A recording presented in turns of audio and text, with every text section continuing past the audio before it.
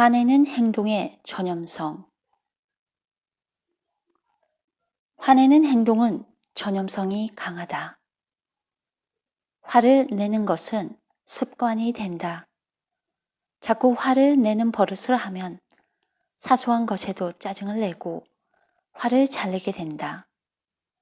화가 날 때 정말 화내야 할 일인지 우리는 생각해 봐야 한다.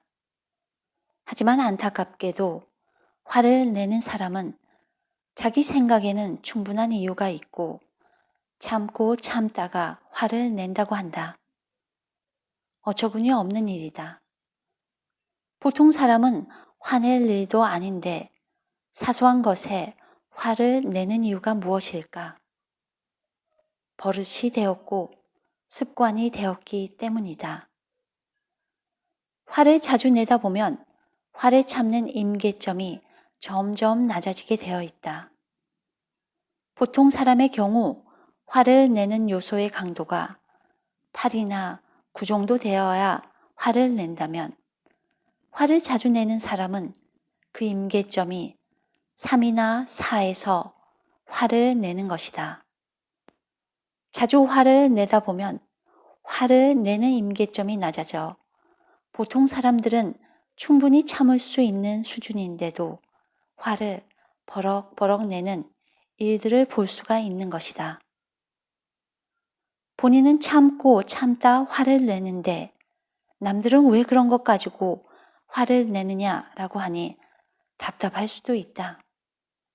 본인의 오래된 잘못된 버릇, 화내는 버릇을 노력으로 조금씩 줄여야 한다. 화가 날 때, 화가 치밀어 오를 때 순간적으로 그 장소를 피한다거나 좋아하는 음악을 듣는다거나 산책을 한다거나 하면 그 치밀어 오르는 화를 달랠 수가 있다. 이런 식으로 화를 낼 상황에서 노력으로 화를 지연하게 되면 그 임계점이 조금씩 올라가게 된다는 것이다. 화를 자주 내는 사람이 화의 임계점을 높여야 하는 가장 큰 이유는 가정에 있다. 본인이 속해져 있는 가정에서 화를 내게 되면 본인 자신 가정에 너무나도 큰 상처를 준다는 것을 명심해야 한다. 존 카시오포 교수는 화내는 것과 같은 부정적인 감정이 긍정적인 감정보다 전염성이 훨씬 높다고 주장했고 시걸 발사대 교수 연구진은 구성원의 감정은 바이러스처럼 함께 일하는 동료들에게 전염되는 것을 관찰하기도 했다.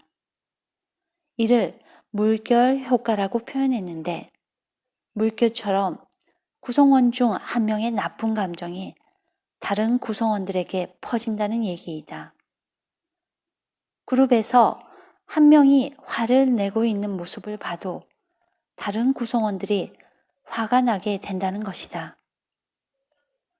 마르코 라코보니 교수의 연구 사례를 보면 스트레스를 받고 있는 사람을 본 사람은 그 시각의 경험만으로도 신경세포가 활성화되어 마치 자신이 같은 스트레스 상황에 있는 것처럼 경험하게 된다고 발표하였다.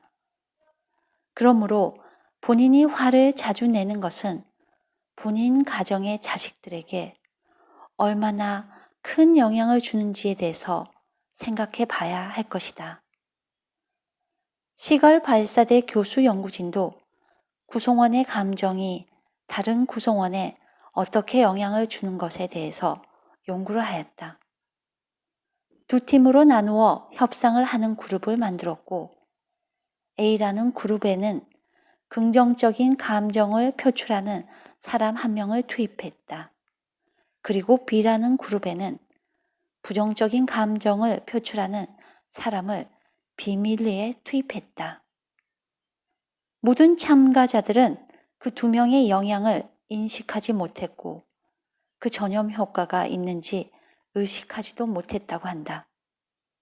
그런데 신기하게도 투입된 한 명이 부정적인 감정을 표현했던 그룹은 전체 조직이 와해되고 모두가 무기력증을 유발했고 그들의 도전 정신은 저하되었다고 발표되었다.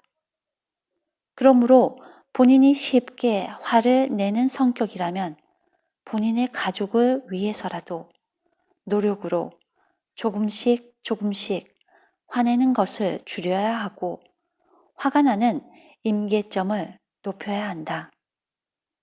내 가족의 자식들이 고스란히 그 환음을 받아야 하는 것은 너무나도 안타까운 일이 아닐 수 없다. 본인이 아무 생각 없이 화내는 것이 본인 가정에 너무나도 나쁜 영향을 주고 있다는 사실과 본인 자신의 화내는 임계점이 낮다는 것을 인식하고 노력으로 조금씩 고쳐나가는 것이 우리 가정의 행복과 평화를 위해서 절대적으로 필요하다고 하겠다.